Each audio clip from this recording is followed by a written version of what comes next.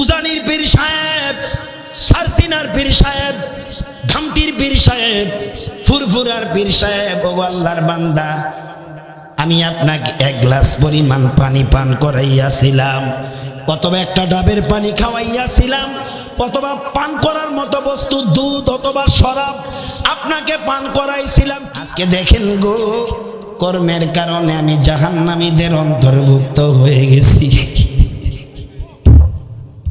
আমার মন বলছে আপনি যদি একটু আমার জন্য আমার আল্লাহর কাছে নালিশ করেন, হয়তো আমি জাহান্নাম থেকে মুক্ত হয়ে জান্নাতে যেতে পারবো। উনি আর একটু আগাবে, আরেকজন বলবে, ইয়া ফুলানু আমা তারিফুনি, ওগো আল্লাহর বান্দা, আপনি কি আমাকে চিনতে পারেননি? আমি সেই হতভাগা গো, আনাল্লাযী ওয়াহাবতু লাকা উদুয়ান। আলেম হিসাবে দুনিয়ার জমিনে আপনাকে আমি ওজুর পানি দিয়া সাহায্য করেছিলাম। আজকে দেখেন গো, আমি জাহান্নামীদের অন্তর্ভুক্ত হয়ে গেছি। আমার মন বলতেছে যদি আপনি আপনার মালিকের কাছে আপনি সুপারিশ করেন, আপনার সুপারিশে এই জাহান্নাম থেকে হয়তো আমি মুক্ত হতে পারবো, আজাদ পাবো। এই কথা আমার দিলে বলে। হাদিসে আছে ওই আলেম যতটা মানুষের জন্য সুপারিশ করবে, আল্লাহ তার সুপারিশ গ্রহণ করে জাহান্নাম থেকে মুক্ত করে জান্নাতে নিতে পারবে। কি মনে করেন আলেমদেরকে? এই জন্য মানুষ এখন পরিবর্তনের ছোঁয়া পেয়েছে। কোটিপতির সন্তানদেরকেও আলেম বানাবার ইচ্ছা পোষণ করে, এয়ার কন্ডিশন রুম থেকে বের করে ফুলুরের মধ্যে শোয়াইয়া কোরআন পড়ানোর জন্য ঘর থেকে বাসা থেকে বের করতেছে। ঠিক না? ঠিক বলেন। আপনাদের এখনো নাকি একটা ইফতেদায়ী মাদ্রাসা হয়েছে, চলছে তো ইনশাল্লাহ। আমি ইফতেদায়ী বুঝি না, নুরানি বুঝি না, আলিয়া বুঝি না, কওমিয়া বুঝি না। আমার কাছে কোনো বিভক্তি নাই। কওমিও আমার, আলিয়াও আমার, ইফতেদায়ীও আমার, নুরানিও আমার, মসজিদ আমার, মাদ্রাসা আমার, স্কুল আমার, কলেজ আমার, মাদ্রাসাও আমার। আমি কি কথা বুঝাইতে পেরেছি? স্কুল কলেজ ভার্সিটিতে না পড়লে ডাক্তার হবেন কিভাবে? সাহিত্যিক হবেন কিভাবে? ইঞ্জিনিয়ার হবেন কিভাবে? তবে স্কুল কলেজ ইউনিভার্সিটিতে পড়ানোর আগে মাদ্রাসায় পড়ান। শুনছেন না ওসমান শরীফ হাদির কথা? ওসমান শরীফ হাদির কথা শোনেন না আপনারা? কুখ্যাত মানুষরূপী পশু ওসমান শরীফ হাদিকে পিস্তল ঠেকাইয়া চলন্ত রিকশায় তাকে মৃত্যুর দুয়ারে ঠেলে দিয়েছে। মৃত্যুর সাথে পাঞ্জালস। আরে ওই সন্ত্রাস মানুষ নামের পশু জানোয়ার, তোকে যেই মা গর্ভে ধারণ করেছে, তোকে যেই বাবা জন্ম দিয়েছে, মানুষ রূপী কুকুর, তোর মতন সন্ত্রাসী ওসমান শরীফ হাদিকে তার পিতামাতা বানায় নাই, তাকে বানাইছে দেশপ্রেমিক, ইসলাম প্রেমিক, মানবতার কান্ডারি। তুই যে এই ওসমান শরীফ হাদিকে পিস্তল ঠেকাইয়া তাকে মৃত্যুর দুয়ারে ঠেলে দিলি, গিয়ে দেখ তার মা বাবা বোন ভাই বেরাদার তাদের বাড়িতে কত আহাজারি, কত রোনাজুরি শোনা যায়। ওসমান শরীফ হাদির জন্য শুধু বাংলাদেশের মানুষ কাঁদবে না, গোটা দুনিয়ার মহাবিশ্বের তাম পৃথিবীর মানুষ পর্যন্ত তার জন্য অনুশোচনা করতেছে।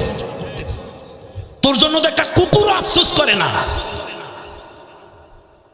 তুই তো শিক্ষা অর্জন করেছ, তোর শিক্ষায় তোরে জানোয়ার বানাইছে, আর ওসমান শরীফ হাদিকে মানুষ বানাইছে তার শিক্ষায়। একটা মাদ্রাসার ছাত্র, ঝালকাঠি জেলার নেসারাবাদ মাদ্রাসার ছাত্র, কারণ মাদ্রাসায় পড়ার কারণে তার মুখে দিয়ে আসছে নারায়ে তাকবীর, তার মুখে দিয়ে আসছে আল্লাহু আকবার। মাদ্রাসায় পড়ার কারণে তার মধ্যে মানবতা ছিল, আর তুই হয়েছ মানুষ রূপী কুকুর, হাইওয়ান, জানোয়ার। যেরকম ঠিক কিনা? তোর মতো এরকম আরো বহু জানোয়ার আমার বাংলাদেশে আছে যারা মানুষ হত্যার নেশায় মগ্ন থাকে, যেরকম ঠিক কিনা? আর এই অমানুষদের ব্যাপারে আল্লাহ কোরআনুল হাকিমের সূরা আরাফের 179 নম্বর আয়াতে বলেছেন, ওয়ালাকাদ যারানা লিজাহান্নামা কাসীরাম মিনাল জিন্নি ওয়াল ইনস। তোদের মতন মানুষরূপী পশুগুলো, মানুষরূপী হাইওয়ানগুলো এবং অভিশপ্ত জিন শয়তানগুলো জাহান্নামের অধিবাসী হবে। আমরা ওসমান শরীফ হাদির জন্য দোয়া করি, এরকম দেশপ্রেমিক একটা মানুষকে আল্লাহ তাআলা সুস্থ করে সিঙ্গাপুর থেকে হায়াত দিয়ে আবার মাতৃভূমিতে ফিরিয়ে দেন। প্রথম যুগ থেকে শুরু করে আজকের এই দিন পর্যন্ত যারা এই দিনকে পৃথিবীর পরতে পরতে রন্ধে রন্ধে পৌঁছে দিতে গিয়া জীবন পর্যন্ত বিলিয়ে দিতে দ্বিধাবোধ করে নাই, তাদের জন্য দোয়া থাকবে আল্লাহ তাদেরকে শাহাদাতের মর্যাদা দিয়ে জান্নাতের সর্বোচ্চ মাকাম জান্নাতুল ফেরদাউস আল্লাহ দান করে। সাথে সাথে আরো দোয়া করি, আজকে অভয়পাড়া মাঠে এই গ্রামের প্রতিবেশী গ্রামের যে সকল মানুষগুলো ওলামায়ে কেরামের জবান থেকে কোরআনুল কারীমের অমীয় বাণী শোনার জন্য এসেছেন, এক সময় আমাদের পূর্বেও কিছু মানুষ আসতো, ঠিক নয় কি? আজকে তারা আমাদের মাঝে অনেকে নাই।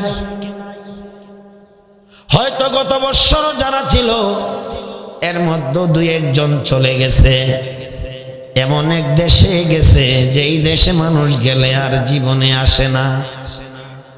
ওই দেশটার নাম কি? ঠিক নয়?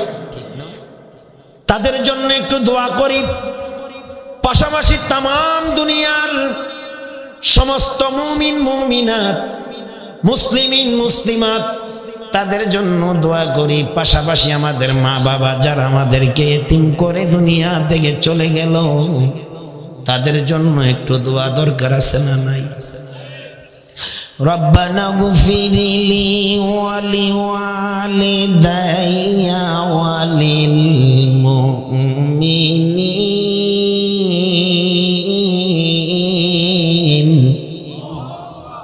জোরে আওয়াজ দেন আল্লাহু আকবার বলে। অনেকে তো মনে করবে মাঠ নাই, মাঠ নাই, মাঠ নাই, বোধহয় আমাদের মতন সব লেফের নিচে কম্বলের নিচে চলে গেছে। আমরা আছি তো? তাহলে আমি আবার আয়াতটা রিপ্লাই করব।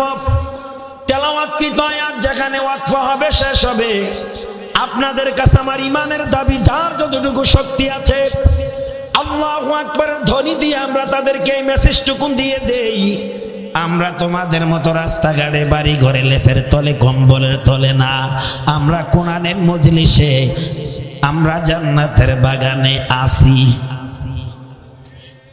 নারায়ে তাকবীর,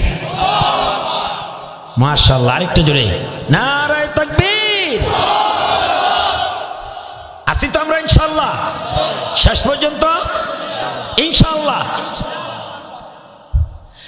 রব্বানা গফিরলি ওয়ালি ওয়ালিদাইয়া ওয়ালিল মুমিনিন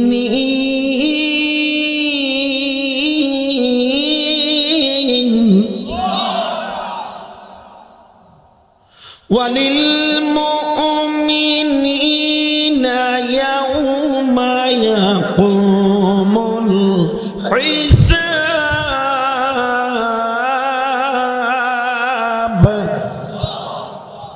রব্বানা গফিরলি, আয় আল্লাহ আমাদেরকে ক্ষমা করো, ওয়ালি ওয়ালিদাইয়া ক্ষমা করো আমাদের পিতা মাতাদেরকে, ওয়ালিল মুমিনিনা আরো ক্ষমা করো তামাম জাহানের সকল মুমিন মুমিনাতকে।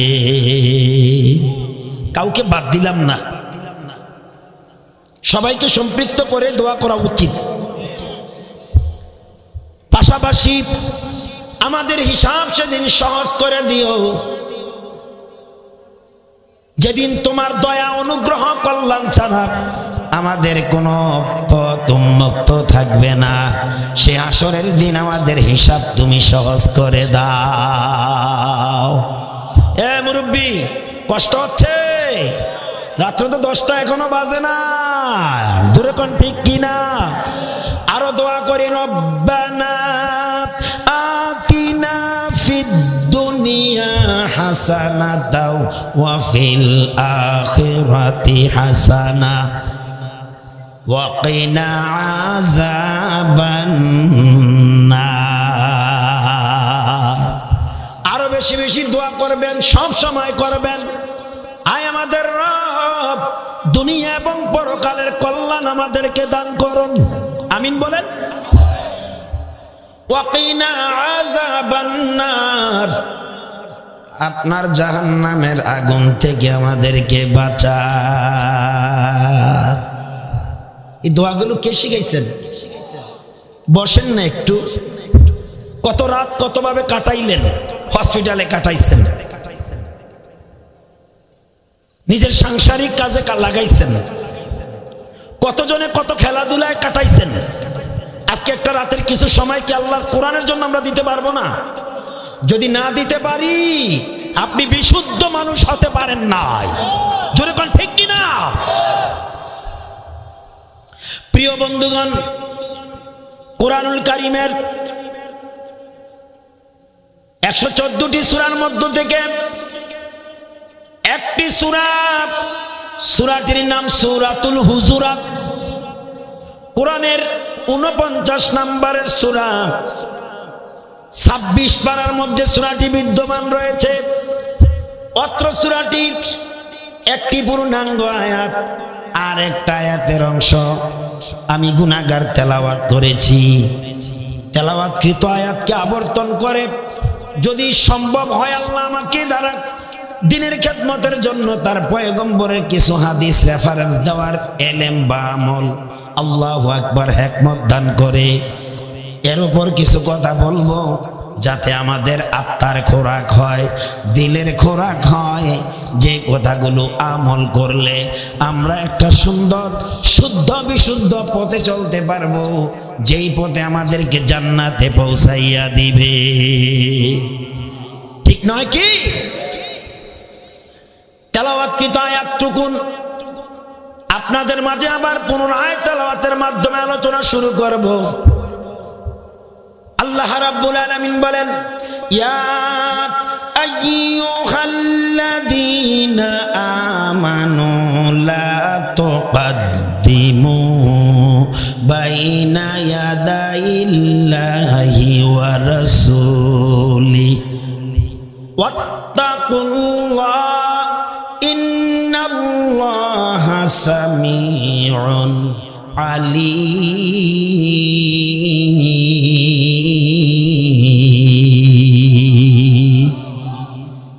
আল্লাহ বলেন, ইয়া আইয়ুহাল্লাযীনা আমানু, ও ঈমানদার সকল, লা তুকদ্দিমু বাইনা ইয়াদাইল্লাহি ওয়া রাসূলি, তোমরা আমার নির্দেশনা শোনো। মুমিনেরা, তোমরা আল্লাহ এবং তার রাসূলের সামনে অগ্রগামী হইও না। ওয়াত্তাকুল্লাহ, এতে ভয় করো কারে? তোমাদের আল্লাহ, তোমাদের রবকে। ইন্নাল্লাহ, নিশ্চয় তোমাদের রব আল্লাহ তাআলা সামিউন আলীম, তোমরা যা বলো তিনি শোনেন, তোমরা যা করো তিনি জানেন। আজকে জানিনি? হ্যাঁ, বাড়ি ঘরে কারা আছে জানে তো? এতটুকুই যথেষ্ট। আলোচনাটা এই জন্য আমি আয়াতটার তেলাওয়াত করার উদ্দেশ্য, আজকে আপনাদের মাহফিলে একজন বাংলাদেশের ঐতিহ্যবাহী পরিচিত জায়গা আড়াইবাড়ি, চিনেন না আপনারা? আড়াইবাড়ির পীর সাহেবকে আপনারা মোহাব্বত করেন, ওনার সুযোগ্য সাহেবজাদা বর্তমান গদিনিশীন উনি এসেছেন। এরকম হাজারো লক্ষ কোটি বুজুর্গ আলেম এদেশে আছে না নাই? যাদেরকে আমরা মোহাব্বত করি কার জন্য? শুধুমাত্র আল্লাহর জন্য না কিছু পাওয়ার জন্য? হ্যাঁ, পাওয়ার জন্য, তাদের কাছ থেকে দিনের বুঝ পাবো। যেমন আপনাদের এই এলাকায় ঐতিহ্যবাহী এক জায়গার নাম হলো উজানি, কচুয়া থানার। ঠিক নয় কি? এরকম বাংলাদেশের ঐতিহ্যবাহী কিছু জায়গা আছে কিনা, যেই জায়গায় জন্ম হয়েছে দিনের উজ্জ্বল প্রদীপগুলা, নক্ষত্রগুলা, যাদের মাধ্যমে, যাদের ছোঁয়ায় এদেশের লক্ষ কোটি মানুষ ঈমানের সন্ধান পায়, দ্বীনের নসিহা পায়, হেদায়েত প্রাপ্ত হয়। ঠিক নয় কি? এইরকম একটা ঐতিহ্যবাহী জায়গার নাম হলো আড়াইবাড়ি। সেই আড়াইবাড়ির কলিজার টুকরা আজকে আপনাদের মাঝে। আমি একটা বিষয় খুব খেয়াল করি, আমি নিজে নিজে কখনো ভীতু হয়ে যাই। মানুষ পীর বুজুর্গদেরকে, পীর মাশায়েখদেরকে এত ভালোবাসে, কিন্তু তাদের সামনে কিভাবে কথা বলতে হবে, কিভাবে পা বাড়াতে হবে, কিভাবে তাদের কথা শুনতে হবে, এটাই জানে না। এবার আপনাদের কাছে আমি প্রশ্ন রাখি, আলেম ওলামাদেরকে আপনারা কেন ভালোবাসেন? হয়তো প্রশ্নটা কারো জানা আছে, কারো জানা নাই। যারা জানেন না তারা জানেন। এই জন্য আলেম ওলামাদেরকে আমরা ভালোবাসি। আল্লাহর নবী বলেছেন, ইন্নাল উলামা ওয়ারাসাতুল আম্বিয়া, নিশ্চয়ই নিশ্চয়ই নির্দ্বিধায় নিঃসন্দেহে আলেমরা হলো আমি নবীর উত্তরসূরি। নতুন শুনলেন নাকি? মূল কথায় আসেন, কেউ দৃষ্টিহীন হবেন না, অমনোযোগী হবেন না। আলোচনাটা সময় উপযোগী। আমি আগেই আমার ব্যর্থতার কথা বলি, মাঝে মধ্যে আমি বিষণ্ণ হই। যে আলেমদেরকে আমরা এত ভালোবাসি, যেই পীর মাশায়েখদেরকে এত মহব্বত করি, আল্লাহকে পাওয়ার জন্য, হেদায়েতের রাস্তা পাওয়ার জন্য, ইসলামকে জানার জন্য, ইসলামকে বোঝার জন্য, আমরা কিন্তু ওই আলেমদের সাথে কথা কিভাবে বলবো, তাদের সামনে কি আচরণ বিধি হবে, তাদের কথাগুলো কিভাবে শ্রবণ করতে হবে, এই সিস্টেমটাই আমাদের জানা নাই। জানা লাগবে নি? শুধু আসলেন আর গেলেন পীর মাশায়েখদের কাছে, এটাই শুধু জানা। জানতে হবে তাদের সামনে আমাদেরকে কিভাবে কথা বলতে হবে, জানতে হবে তাদের কথাগুলো আমাদেরকে কিভাবে শ্রবণ করতে হবে, জানতে হবে তাদের সামনে আমাদের আচরণ বিধিগুলো কিভাবে হতে হবে। ঠিক নয় কি? তাহলে এই ব্যাপারে সূরাতুল হুজরাতের প্রথম আয়াতটাই শুনুন। রাসূলুল্লাহ সাল্লাল্লাহু আলাইহি সাল্লামের একটি হাদিস তার আগে বরাত দিচ্ছি। নবীজি বলেন, সাহাবীরা শোনো, উম্মতেরা শোনো, তোমাদের মাঝে ছোট ব্যক্তি হতে একজন আলেমের মর্যাদা যত বড়,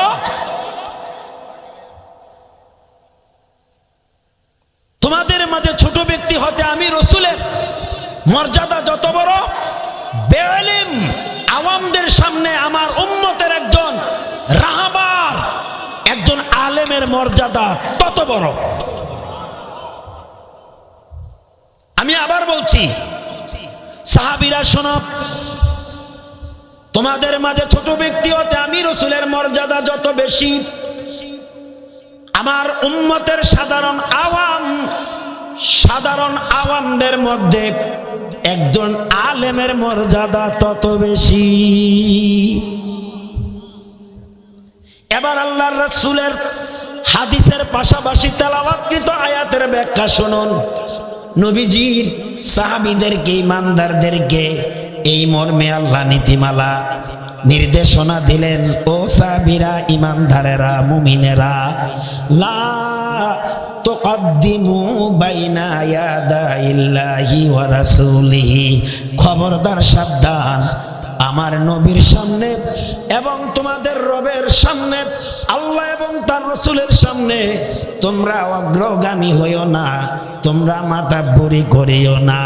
এতে তোমাদের আল্লাহকে ভয় করো, নিশ্চয়ই তোমরা যা বলো আল্লাহ জানেন এবং যা করো আল্লাহ তা শোনেন।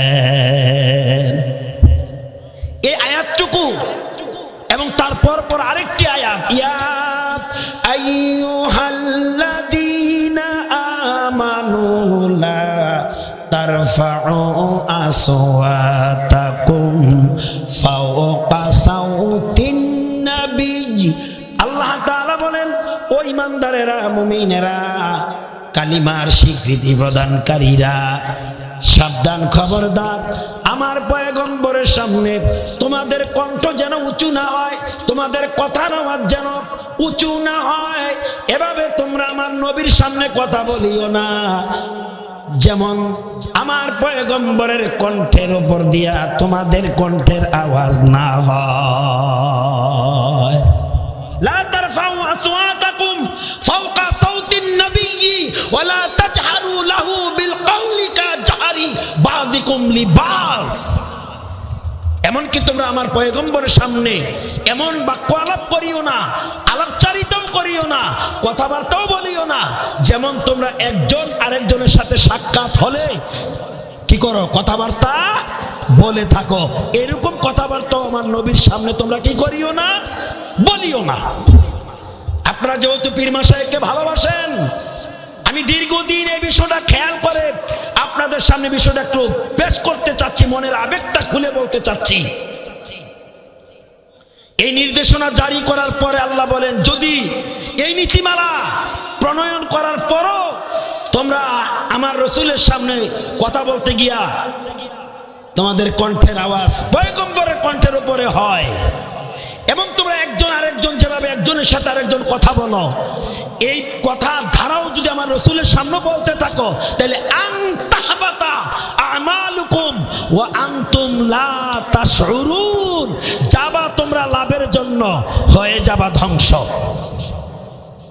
তার মানে হচ্ছে এই নির্দেশনা জারি করার পর কেউ যদি আমার পয়গম্বরের সামনে তোমাদের কণ্ঠকে ওনার কণ্ঠের উঁচু করে, ওনার কণ্ঠের উপর ভারী করে, উঁচু করে বড় আওয়াজে কথা বলো এবং তোমরা একজন আরেকজনের সাথে যেভাবে কথাবার্তা বলো, এভাবেও যদি নবীর সামনে বলতে থাকো, তাহলে আনতাহবাতা আমালুকুম, তোমাদের জিন্দেগীর সব আমল ধ্বংস হয়ে যাবে, তোমরা টেরও পাবে না।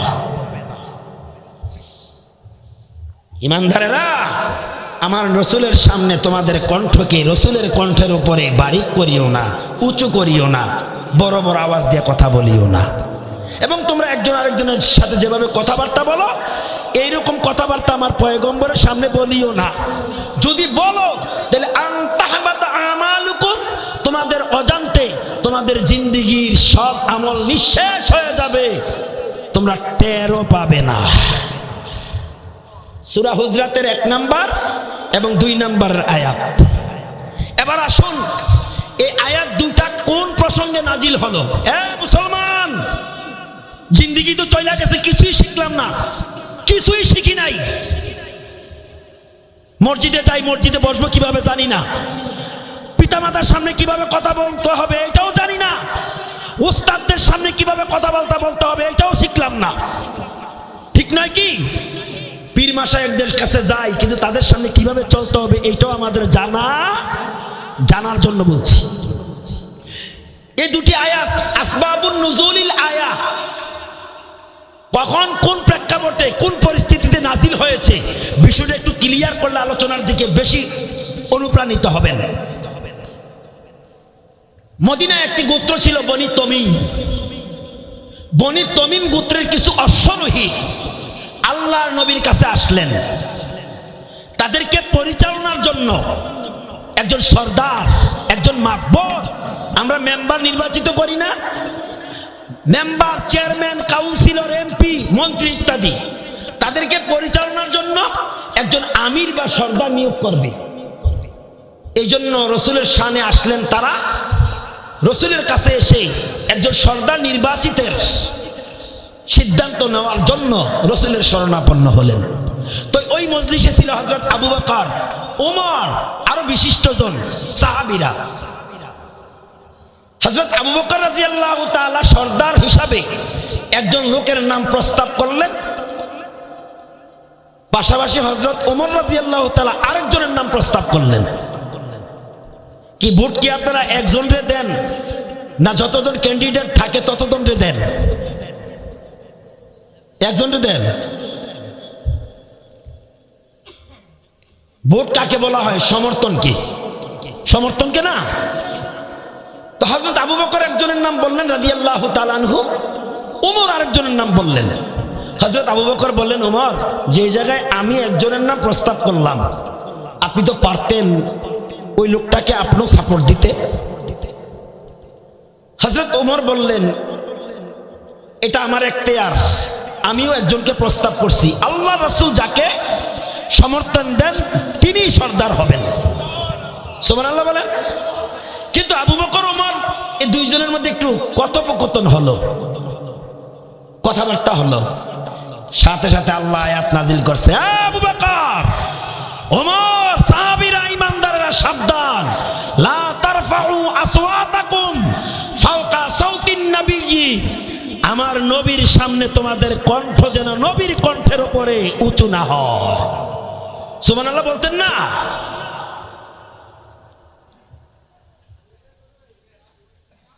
পাশাপাশি এটাও বললেন, তোমরা একজন আরেকজনের সাথে যেভাবে কথাবার্তা বলো, আমার নবীর সামনে যেন এমন কথাবার্তাও না বলা হয়। এই নির্দেশনা জারির পরও যদি তোমরা সতর্ক না হও, তাহলে আনতাহাবাতা আমালুকুম ওয়া আনতুম লা তাশউরুন, তোমাদের জিন্দেগীর সব আমল বরবাদ হয়ে যাবে, তোমরা টেরও পাবে না। তো বলেন, আমরা যদি পীর মাশায়েখের কাছে যাইয়া হই হেদায়েত প্রাপ্ত, হও সতর্ক, হব দিনদারি, মুত্তাকিন, হব ধর্মপ্রাণ, সেই জায়গায় যদি যাই আমাদের জীবনের আমলগুলো বরবাদ হয়ে যায়, তো যাওয়ার থেকে না যাওয়াটাই ভালো। কি ঠিক বললাম নয়? পীর মাশায়েখকে ভালোবাসি, ভালোবাসবো, আলেম ওলামাদেরকে ভালোবাসি, ভালোবাসবো। কেন? قال رسول الله صلى الله عليه وسلم المرء مع من أحب، وقال رسول الله صلى الله عليه وسلم من تشبه بقوم فهو منهم। صحبت صالح তোরা চলে কোনাদ, صحبت তলে তোরা তলে কোনাদ, মাইলে কাফের সোয়ে কাফের মিশাওয়াত, মাইলে মুমেন সোয়ে মুমেন মিশাওয়াত। এক জামানাত সোহবতে আউলিয়া বেহতারা সাদ সাল তাত বেরিয়া। তো জিকির করেন লা ইলাহা,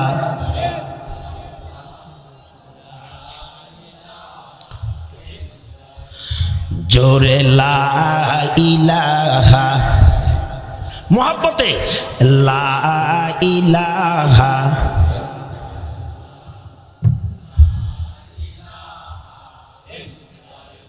হয় না আরেকটু মুহাব্বতে লা ইলাহা। মাহফিল কমিটির ভাইয়েরা যারা আছেন, মাহফিল পরিচালনা করেন, বিনা প্রয়োজনে একজনও বাড়িতে থাকবেন না, কেউ কোথাও থাকবেন না। এই মুহূর্তে আপনাদের কি স্টেজে দরকার? প্যান্ডেল যদি মানুষ থাকে, স্টেজ যদি কেউ না থাকে, এটা কি ভালো দেখা যায়? আপনারা কথা কন না কা? যেমন প্যান্ডেলের সৌন্দর্য হলো শ্রোতা, স্টেজেরও কিছু সৌন্দর্য আছে না নাই? আল্লাহ আমাদেরকে বুঝার তৌফিক দিন। আল্লাহ রাসূল সাল্লাল্লাহু আলাইহি সাল্লাম বলেন, আল মারউ মা মান আহাব্বা, যে যাকে ভালোবাসে তার সাথে তার হাসর হবে। মান তাশাব্বাহা বিকাউমিন ফাহুয়া মিনহুম, যেই ব্যক্তি যার সাদৃশ্য অবলম্বন করবে তার সাথে তার কিয়ামত হবে, হাসর নসর হবে। জোরে কইতেন নাকি সুবহানাল্লাহ? এই জন্য আমরা আলেম ওলামা, পীর মাশায়েখ, দিনের রাহবার, দিনের দাউদেরকে ভালোবাসবো। তারা আল্লাহর পথে চলে, আল্লাহর কথা বলে, আল্লাহর পথে চলার জন্য আমাদেরকে আহ্বান করে, ঠিক নয় কি? এই জন্য আমরা তাদেরকে মুহাব্বত করব। এই কারণেই আমরা তাদের ডাকে সাড়া দেই। তবে রাসূলুল্লাহ সাল্লাল্লাহু আলাইহি ওয়াসাল্লাম বলেন, উম্মত কেউ যদি আমাকে মহব্বত করতে চাও, আমার উত্তরসূরি নায়েবে রাসূলদেরকে তোমরা মহব্বত করো। আল্লাহু আকবার। এক একজন আলেমের কি মর্যাদা যদি জানতেন, কোনদিন আলেমের বিরুদ্ধে কথা বলতেন না। হযরত ওসমান জিন্নুরাইন তিনি আল্লাহর নবী থেকে একটা হাদিস বলছেন, আমি আপনাদেরকে শোনাচ্ছি। আলেমদেরকে যারা ইসরার করেন, মস্কারা করেন, টিটকারি করেন, যারা অন্তরে আলেম বিদ্বেষী মনোভাব আছে, তাদের শোনার দরকার। ইয়াশফাউ ইয়াউমাল কিয়ামাতি সালাসা, হাসরের ময়দানে তিন ধরনের মানুষকে আল্লাহ সুপারিশের অধিকার দিবেন। বলুন কয় ধরনের? এর মধ্যে এক নাম্বার হলো আল আম্বিয়াউ, নবী রাসূলগণকে, সুম্মাল উলামাউ, আলেম ওলামাদেরকে, সুম্মা শুহাদা, যারা আল্লাহর দ্বীনের পথে জীবন দেয়, শহীদ হয়, ওই সকল শহীদদেরকে আল্লাহ সুপারিশের অধিকার দিবে।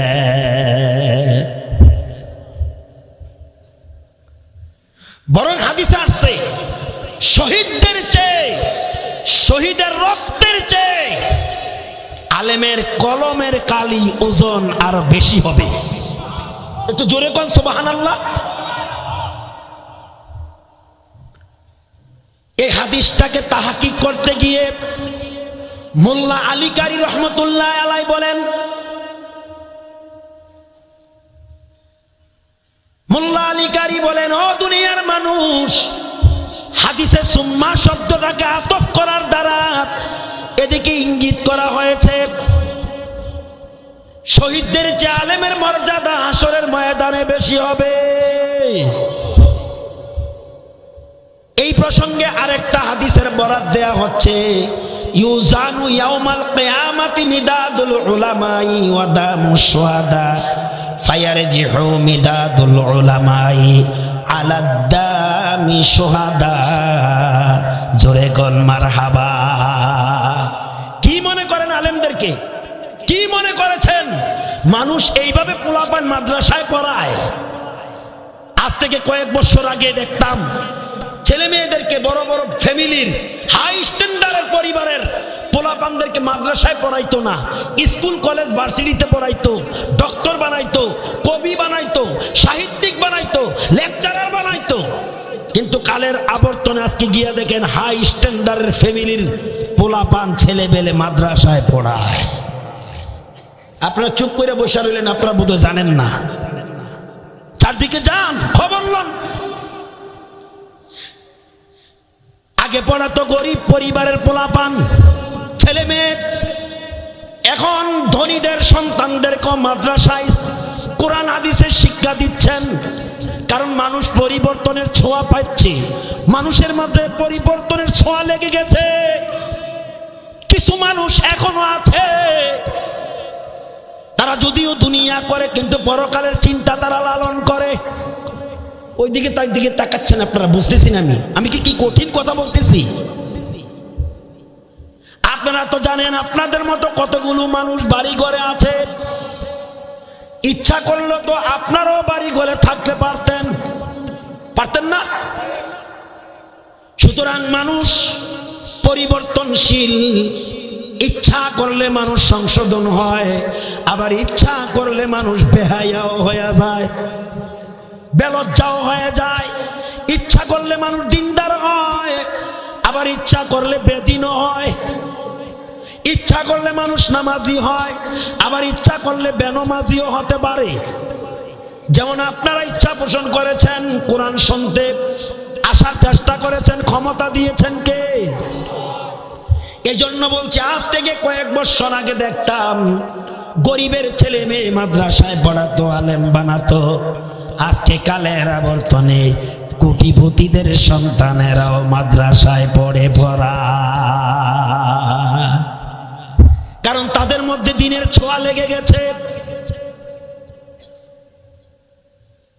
রাসূলুল্লাহ বলেছেন, শোনো আমার উম্মতেরা, আলেমদের কি মর্যাদা হবে, যে আলেমদেরকে তোমরা ভালোবাসো। পীর মাশায়েখ খোদা বিরুদের কি মর্যাদা হবে, যাদেরকে তোমরা মহাব্বত করো, যাদের কাছে তোমরা যাও, তাদেরকে হাসরের ময়দানে সুপারিশের অধিকার দেয়া হবে এবং আল্লাহ তাদের সুপারিশ সেদিন গ্রহণ করবে। সুবহানাল্লাহ বলে। কি করলা রে অভয় পাড়ার মুসলমান, তোমাদের জন্য কোনো দরদ নাই, দুঃখ নাই, শুধু আফসোস থাকবে। কি করলা?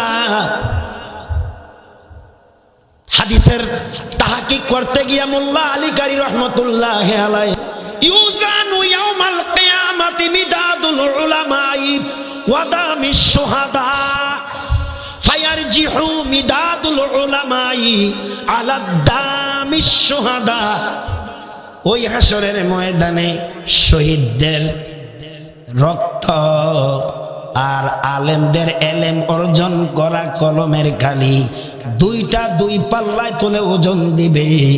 ওজন দেওয়ার পর দেখা যাবে শহীদের রক্তের চেয়ে আলেমের কলমের কালির ওজন বৃদ্ধি পেয়ে যাবে। এত আসতে বললেন সুবহানাল্লাহ। মাঠ তো কাঁপায়া তোলার দরকার, জোরে কোন সুবহানাল্লাহ, আরেকটু জোরে কোন আল্লাহু আকবার। হয় না আজকে মাঠ দুর্বল হয়ে গেছে, না একটু দূরে দূরে হয়ে গেছে বসাটা? না, লইরেন না, কেউ লইরেন না। আমার আশঙ্কা হয় লড়াচড়া হলে, কারণ লড়তে বললেই মানুষ আগানের কথা সামনে, কিন্তু যায় পিছনের দিকে। ঠিক নয় কি? লইরেন না, যেখানে আছেন বসেন। আমার বন্ধুগণ, এক হাদিসে আসছে হাসরের ময়দানে মানুষগুলোকে, বিশেষ করে জাহান্নামীদেরকে, যারা জাহান্নামী বলে সাব্যস্ত হয়েছে, তাদেরকে জাহান্নামে নেয়ার জন্য সারিবদ্ধভাবে সবগুলো সোজা করা হবে। আহারে জাহান্নাম শুনতে কি ভালো লাগে? ভালো লাগে? জাহান্নামে যাওয়ার ইচ্ছা আসেনি কারো? থাকলে একজন হাত তুলে বলেন তো। না যাওয়ার ইচ্ছা থাকলে নামাজ ছাড়েন কেরে? বেনমাজি হন কেরে? একটা বেনমাজির যদি জিজ্ঞাসা করে তুমি কি জাহান্নামে যাবা, সে বলবো ওরে আল্লাহ রে, আমি জাহান্নামে যাব না, আমি জাহান্নামে যাব না, কিন্তু লোকটা বেনমাজি।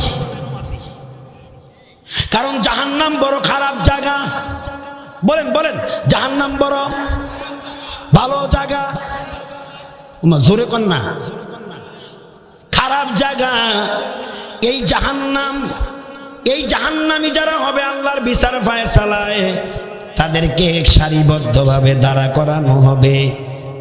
হাদিসে ফরমান, ওই মুহূর্তে তাদের শারীর সামন দিয়া জাতির রাহবার, উম্মতের দরদি, এই জাতির সূর্য সন্তান যে সকল আলেমদেরকে আমরা মহাব্বত করি, আহারে কপালওয়ালারা কারা জানি আলেমদেরকে ভালোবাসেন আর ভালোবাসার ফসল লাভ নেন। যে ফসলটা পাবেন হাসরের দিন, একটু দুনিয়া শোনেন। ওই আলেম ওই জাহান্নামীদের শারীর সামন দিয়ে বিচরণ করাবেন কে? এ মুরব্বী, কথা শোনেন, কথা শোনেন। ওই সান্তারা দুইজনে কি জানি কয়, কোনো মনোযোগ নাই। কারবারটা দেখছেন? কোন জগতে আছে তারা? শুনছেন কি বলছি? কি বলছি? জগতে নাই, জগতে নাই। আবার বলছি আপনাদের জন্য, জাহান্নামীদের সামন দিয়া বিচরণ করাবে। এই দুনিয়ায় যে সকল লোকেরা দিনের মেহনত করেছে, আলেম ছিল তারা, তাদের মধ্য থেকে কাউকে, কে কে? আল্লাহ। জাহান্নামীদের সামন দিয়া যখন বিচরণ করবে, এই মুহূর্তে কিতাবে প্রমাণ করে, আল্লাহ রাসূলের হাদিসে আছে, ওই জাহান্নামীদের সারি থেকে, জাহান্নামীদের মধ্য থেকে কোনো এক ব্যক্তি ওই লোকটাকে, বিচরণকারী আলেমটাকে চিনবে। চিনাবেন কে? কে চিনাবেন? সে লোকটা বলবে, ইয়া ফুলানু আমা তারিফুনি আনাল্লাযী সাকাবতুকা শারবাতান। আল্লাহু আকবার। অভয় পারা মানুষ নির্ভয়ে শোনেন। কার পিছনে ঘুরতাছেন? এক প্যাকেট বিড়ির লাইগা, একটা পাওয়ার রুটির লাইগা, আর 2-4টা চা খাওয়ার লাইগা সারাটা দিন শেষ। ঠিক নয় কি?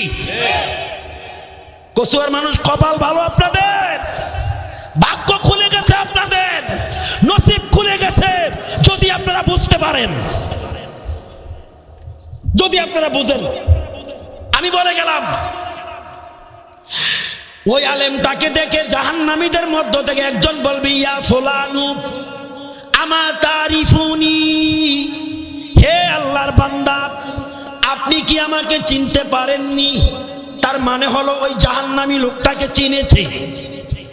আনাল্লাযী সাকাবতুকা শারবাতান, আমি সেই হতভাগা দুনিয়ার জমিনে আলেম হিসাবে আমি আপনাকে মহাব্বত করিয়া আমার ডাব গাছের, নারিকেল গাছের, আপনার এলাকায় কি গাছ কয়? ডাব বা নারিকেল গাছ, ঠিক না? ডাব থেকে তো নারিকেল। আমার নারিকেল বা ডাব গাছের সর্বপ্রথম যেই ডাবটা ছিল বরকতান হিসাবে, হাদিয়া তোফা হিসাবে, ওই ডাবের পানিটা আপনাকে পান করাইছিলাম। ও আড়াইবাড়ির পীর সাহেব, উজানির পীর সাহেব, সারসিনার পীর সাহেব, ধামটির পীর সাহেব, ফুরফুরার পীর সাহেব, ও আল্লাহর বান্দা আমি আপনাকে 1 গ্লাস পরিমাণ পানি পান করাইয়াছিলাম, অথবা একটা ডাবের পানি খাওয়াইয়াছিলাম, অথবা পান করার মতো বস্তু দুধ অথবা শরাব আপনাকে পান করাইছিলাম। কি হিসাবে বলেন? আলেম হিসাবে। বলুন কি হিসাবে? আপনাদের ইমাম সাহেবদেরকে আপনারা সম্মান করে চা পান করান না? ওগো আল্লাহর গোলাম, আলেম হিসাবে আমি আপনাকে দুধ অথবা শরাব অথবা পানি অথবা ডাবের পানি পান করাইছিলাম। আজকে দেখেন গো, কর্মের কারণে আমি জাহান্নামীদের অন্তর্ভুক্ত হয়ে গেছি। আমার মন বলছে আপনি যদি একটু আমার জন্য আমার আল্লাহর কাছে নালিশ করেন, হয়তো আমি জাহান্নাম থেকে মুক্ত হয়ে জান্নাতে যেতে পারবো। উনি আর একটু আগাবে, আরেকজন বলবে, ইয়া ফুলানু আমা তারিফুনি, ওগো আল্লাহর বান্দা আপনি কি আমাকে চিনতে পারেননি? আমি সেই হতভাগা গো, আনাল্লাযী ওয়াহাবতু লাকা উদুয়ান, আলেম হিসাবে দুনিয়ার জমিনে আপনাকে আমি ওজুর পানি দিয়া সাহায্য করেছিলাম। আজকে দেখেন গো, আমি জাহান্নামীদের অন্তর্ভুক্ত হয়ে গেছি। আমার মন বলতেছে যদি আপনি আপনার মালিকের কাছে আপনি সুপারিশ করেন, আপনার সুপারিশে এই জাহান্নাম থেকে হয়তো আমি মুক্ত হতে পারবো, আজাদ পাবো। এই কথা আমার দিলে বলে। হাদিসে আছে ওই আলেম যতটা মানুষের জন্য সুপারিশ করবে, আল্লাহ তার সুপারিশ গ্রহণ করে জাহান্নাম থেকে মুক্ত করে জান্নাতে নিতে পারবে। কি মনে করেন আলেমদেরকে? এই জন্য মানুষ এখন পরিবর্তনের ছোঁয়া পেয়েছে। কোটিপতির সন্তানদেরকেও আলেম বানাবার ইচ্ছা পোষণ করে, এয়ার কন্ডিশন রুম থেকে বের করে ফুলুরের মধ্যে শোয়াইয়া কোরআন পড়ানোর জন্য ঘর থেকে, বাসা থেকে বের করতেছে। ঠিক না বে? ঠিক বলেন? আপনাদের এখনো নাকি একটা ইফতেদায়ী মাদ্রাসা হয়েছে, চলছে তো ইনশাল্লাহ। আমি ইফতেদায়ী বুঝি না, নুরানি বুঝি না, আলিয়া বুঝি না, কওমিয়া বুঝি না। আমার কাছে কোনো বিভক্তি নাই। কওমিও আমার, আলিয়াও আমার, ইফতেদায়ীও আমার, নুরানিও আমার, মসজিদ আমার, মাদ্রাসা আমার, স্কুল আমার, কলেজ আমার, মাদ্রাসাও আমার। আমি কি কথা বুঝাইতে পেরেছি? স্কুল কলেজ ভার্সিটিতে না পড়লে ডাক্তার হবেন কিভাবে? সাহিত্যিক হবেন কিভাবে? ইঞ্জিনিয়ার হবেন কিভাবে? তবে স্কুল কলেজ ইউনিভার্সিটিতে পড়ানোর আগে মাদ্রাসায় পড়ান। শুনছেন না ওসমান শরীফ হাদির কথা? ওসমান শরীফ হাদির কথা শোনেন না আপনারা? কুখ্যাত মানুষরূপী পশু, ওসমান শরীফ হাদিকে পিস্তল ঠেকাইয়া চলন্ত রিকশায় তাকে মৃত্যুর দুয়ারে ঠেলে দিয়েছে, মৃত্যুর সাথে পাঞ্জালস। আরে ওই সন্ত্রাস মানুষ নামের পশু জানোয়ার, তোকে যেই মা গর্ভে ধারণ করেছে, তোকে যেই বাবা জন্ম দিয়েছে, মানুষ রূপী কুকুর, তোর মতন সন্ত্রাসী ওসমান শরীফ হাদিকে তার পিতামাতা বানায় নাই, তাকে বানাইছে দেশপ্রেমিক, ইসলাম প্রেমিক, মানবতার কান্ডারি। তুই যে এই ওসমান শরীফ হাদিকে পিস্তল ঠেকাইয়া তাকে মৃত্যুর দুয়ারে ঠেলে দিলি, গিয়ে দেখ তার মা বাবা বোন ভাই বেরাদার তাদের বাড়িতে কত আহাজারি, কত রোনাজুরি শোনা যায়। কিভাবে মানুষ মারলি? শুধু বাংলাদেশ নয়, ওসমান শরীফ হাদির জন্য শুধু বাংলাদেশের মানুষ কাঁদবে না, গোটা দুনিয়ার মহাবিশ্বের তাম পৃথিবীর মানুষ পর্যন্ত তার জন্য অনুশোচনা করতেছে। তোর জন্য তো একটা কুকুর আফসোস করে না। তুই তো শিক্ষা অর্জন করেছ, তোর শিক্ষায় তোরে জানোয়ার বানাইছে, আর ওসমান শরীফ হাদিকে মানুষ বানাইছে তার শিক্ষায়। একটা মাদ্রাসার ছাত্র, ঝালকাঠি জেলার নেসারাবাদ মাদ্রাসার ছাত্র, কারণ মাদ্রাসায় পড়ার কারণে তার মুখে দিয়ে আসছে নারায়ে তাকবীর, তার মুখে দিয়ে আসছে আল্লাহু আকবার। মাদ্রাসায় পড়ার কারণে তার মধ্যে মানবতা ছিল, আর তুই হয়েছ মানুষ রূপী কুকুর, হাইওয়ান, জানোয়ার। যেরকম ঠিক কিনা? তোর মতো এরকম আরো বহু জানোয়ার আমার বাংলাদেশে আছে যারা মানুষ হত্যার নেশায় মগ্ন থাকে। যেরকম ঠিক কিনা? আর এই অমানুষদের ব্যাপারে আল্লাহ কোরআনুল হাকিমের সূরা আরাফের 179 নম্বর আয়াতে বলেছেন, ওয়ালাকাদ যারানা লিজাহান্নামা কাসীরাম মিনাল জিন্নি ওয়াল ইনস। তোদের মতন মানুষরূপী পশুগুলো, মানুষরূপী হাইওয়ানগুলো এবং অভিশপ্ত জিন শয়তানগুলো জাহান্নামের অধিবাসী হবে। আমরা ওসমান শরীফ হাদির জন্য দোয়া করি, এরকম দেশপ্রেমিক একটা মানুষকে আল্লাহ তাআলা সুস্থ করে সিঙ্গাপুর থেকে হায়াত দিয়ে আবার মাতৃভূমিতে ফিরিয়ে দেন। আমিন। দোয়া করেননি আপনারা তার জন্য? এরকম সন্তান বহু আছে। ওসমান হাদি হয় একজনেই, বহুত ওসমান আছে, বহু শরীফ আছে। শরীফ পায় পায়খানাত বসে বিড়ি খায়, কথা কন না? বহু ওসমান নাম রাখছে, সাহাবীর নাম।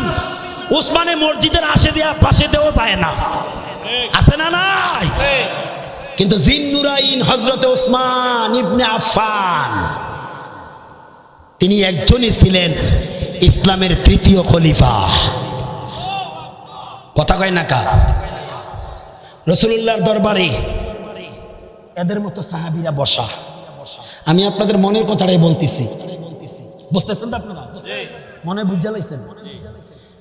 সম্ভবত তবুকের যুদ্ধের পূর্বে মসজিদে নববীর বারান্দায় বসা এ উসমান গনির অনুসারীরা, আপনাদের শোনার দরকার, আবু বকর, উসমান, আলী, আব্দুর রহমান ইবনে আউফ রিজওয়ানুল্লাহি তাআলা আলাইহিম আজমাইন, তাদের উত্তরসূরি, তাদের অনুসারী যারা, তাদেরকে যারা মহব্বত করেন তারা শোনার দরকার। তো তবুকের যুদ্ধের আগে নবীজি মসজিদে নববীর বারান্দায় বসলেন। বসে বসে বলতেছেন, সাহাবীরা, ইসলামের জন্য তবুকের যুদ্ধ বড় ইম্পর্টেন্ট, বড় গুরুত্বপূর্ণ, তাৎপর্যপূর্ণ। এই যুদ্ধে যোদ্ধা দরকার, পাশাপাশি যুদ্ধের যোগানের জন্য সামান দরকার। তার মানে হলো অর্থের দরকার। কিসের দরকার? যুদ্ধ আছে কিন্তু অস্ত্র নাই, যুদ্ধ চলবে? অস্ত্র আছে, যুদ্ধ নাই, যুদ্ধ হবে? অসাবিরা জনবল হয়ে গেছে, এখন সমরাস্ত্র খরিদ করার জন্য, ব্যবস্থার জন্য অর্থ বলের দরকার। তোমাদের মধ্যে কে আছো নবীজি এভাবে রুমাল মোবারক বিছাইয়া মসজিদের বারান্দায়, আমার দিকে তাকান, এরপরও মানুষ হুশ হয় না, এরপরও মানুষ হুশ হয় না। কিভাবে হুশ করার কন্ত? অ্যান্টিবায়োটিক দিয়া। এভাবে মসজিদে নববীর বারান্দায় রুমাল বিছাইয়া বললেন, তোমাদের যার যে সক্ষমতা আছে তৌফিক অনুসারে তবুকের যুদ্ধ পরিচালনার জন্য আমার রুমালে, আমার চাদরে তোমরা অনুদান দিতে থাকো। কে বলছেন? কে বলছেন? নবী মুহাম্মাদুর। নবীজির ভালোবাসেন আপনারা? মহব্বত করেন কি মুখ দিয়া না অন্তর দিয়া? হ্যাঁ, আমগোদের সাথে একদল আছে শুধু মুখে আর ঠোঁটে নবীরে ভালোবাসে, গান গাইয়া স্টেজ কাঁপাইয়া লাই। আসেনিও? আমার জীবন বিফলে গো সোনার জীবন বিফলে, ও নবী গো তোমায় না পাইলে। কথা কয় না কা? চেহারার দিকে তাকাইলে মুসলমানের মতনই লাগে না। এই সিস্টেম দেখেন নাই মনে হয়? আমার জীবনে আমি বহুত দেখছি। নবীর মোহাব্বত যেমন ঠোঁটে থাকবে তেমন দিলেও থাকবে। আমার বিশ্বাস আপনাদের দিলে আছে, আছে তো? হুজুর রুমাল বিছাইয়া মসজিদে নববীর বারান্দায় সাহাবীদের কাছে আবদার করলেন। সাহাবীরা ভাবলেন নবীজি জীবনে বহু অনুদান চেয়েছে, কোনদিন তো রুমাল বিছাইয়া অনুদান চায় না। আল্লাহু আকবার। সাহাবীরা অত্যন্ত গুরুত্ব দিয়া যার কাছে যা ছিল, শুধু সাহাবী পুরুষেরা না, মহিলা সাহাবিয়ারাও নাকের ফুল কানের দুলগুলো খুলিয়া নবীর রুমাল মোবারকে দিয়ে দিয়েছিলেন সেদিন। আবু বকর সিদ্দিক, সাইয়েদনা হযরত ওমর, ওসমান জিন্নুরাইন, শেরে খোদা হযরত আলী, এই চারজন কি প্রধান নয়? এই চারজন নবীজির কাছ থেকে অনুমতি চাইলেন, হুজুর এজাজত দিলে আমরা যার যার বাড়ি থেকে একটু আসবো আর যাবো। আল্লাহু আকবার বলেন না?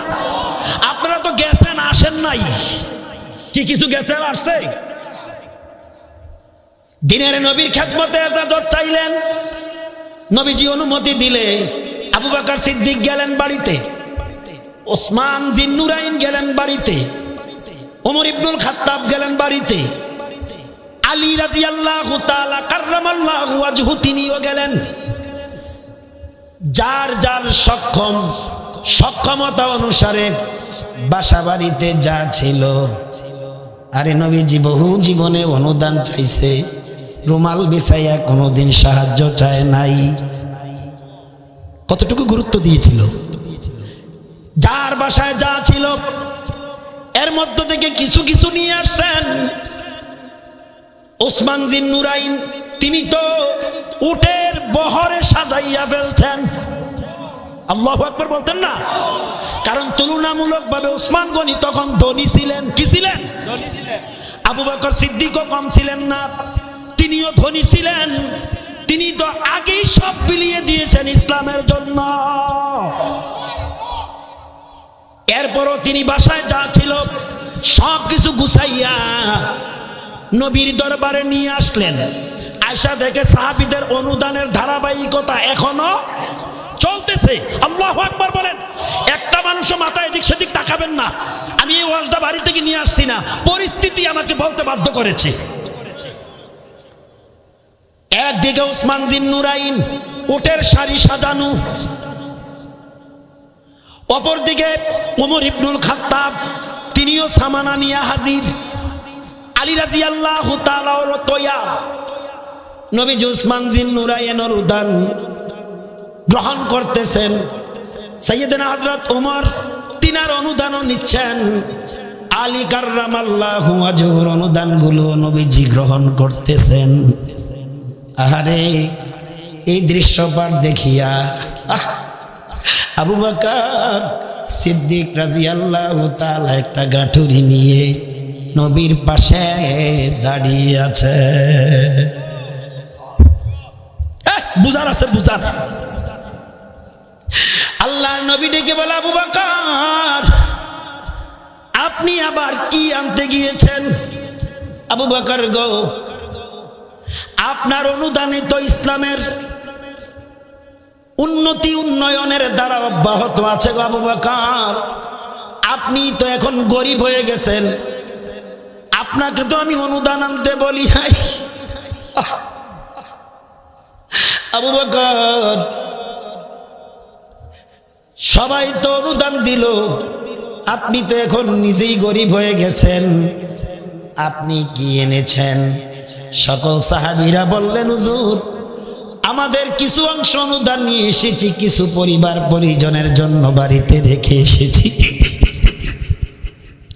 হযরত আবু বকর বলে, দিনের নবী গো, আমি আমার বাসাতে যা ছিল নিত্যদিনের থালা বাটি প্লেট সব আমি এই গাটুরি বেঁধে থলিতে করে নিয়ে এসেছি।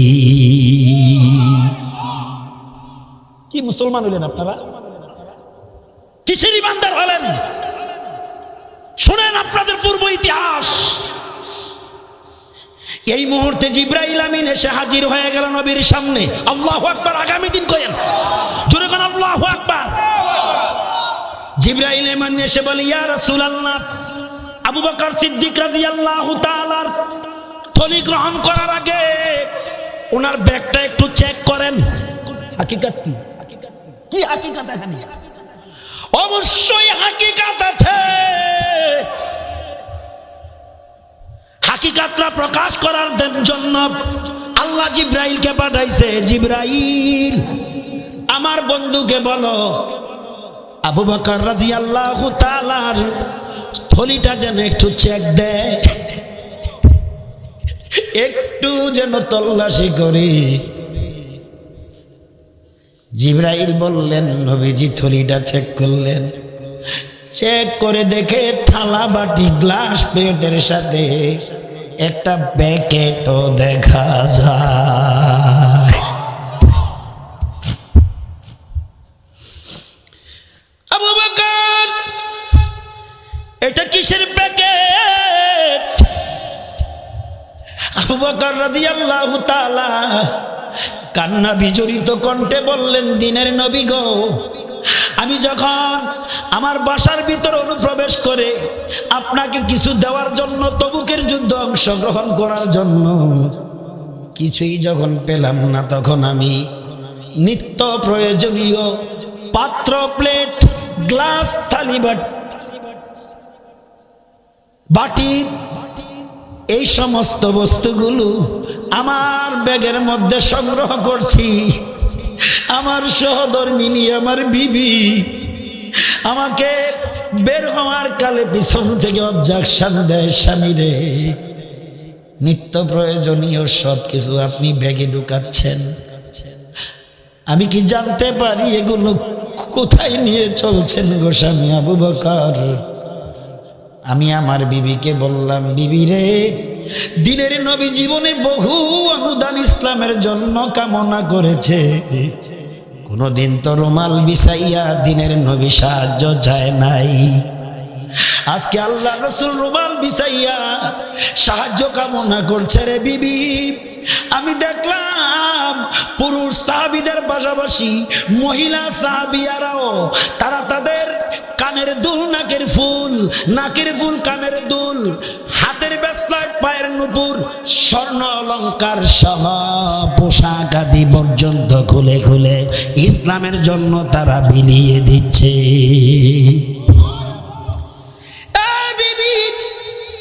হাসরের ময়দানে যদি আল্লাহ ডাক দে, আমার নবীর চাদর মুবারকে যেদিন সাহায্য করেছিলা, তোমরা পাইকারি সব জান্নাতে চলে যা। আমি ভাবলাম আমি আবু বকর সেদিন বাদ পড়ে যাব। বাসায় আসলাম, কোনো অর্থ নাই, কোনো দিরহাম দিনার কিছুই নাই। নিত্য প্রয়োজনীয় বস্তুগুলো আমি থলি বললাম, এগুলা নবীর রুমাল মোবারকে আমি দেব। হাসরের ময়দানে আমি আল্লাহকে উসিলা করে বলবো, যদি জীবনের কোনো কিছু মঞ্জুর না হয়, ওই দিনের অনুদানে আমার আল্লাহ যেন আমাকে জান্নাতের ব্যবস্থা করে দেয়। বিবি, এজন্য আমি এগুলা নিয়ে বাগতেছি, যাচ্ছি তাড়াতাড়ি রসুলের দরবারে পৌঁছার জন্য।